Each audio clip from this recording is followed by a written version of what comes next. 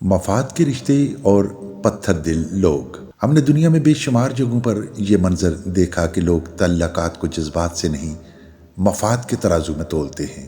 जहाँ फ़ायदा नज़र आया वहाँ रिश्ता जुड़ गया, मुस्कुराहटें बांटी गई, वादे किए गए, अपनायत का लिबादा ओढ़ा गया, और जब मफाद पूरा हो गया तो वही तल्लक, वही वास्ता ऐसे रिटायर कर दिया गया जैसे कभी था ही नहीं। ये दुनिया शायद सबके लिए एक जैसी नहीं। कुछ इंसान ऐसे होते हैं जो तल्लक निभाते हैं, दिल से निभाते हैं। वो किसी एक की मुस्कुराहट, एक अच्छा जुमला, एक मुश्किल वक्त का साथ को उम्र भर भी नहीं भूल पाते।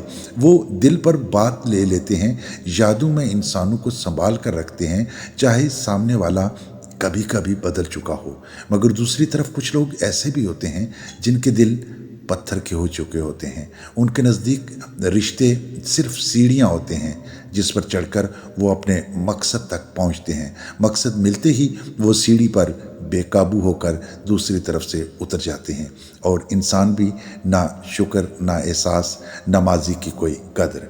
ये सब ज़्यादा तकलीफ़ उस इंसान को होती है जो खलूस से जुड़ता है, जो ये मान कर चलता है कि ताल्लुक़ एक अमानत है, सौदा नहीं।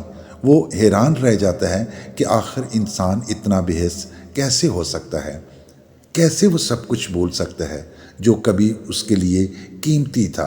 शायद इसलिए कि हमने मफाद के अक्लमंदी और खलूस को कमज़ोरी समझ लिया है।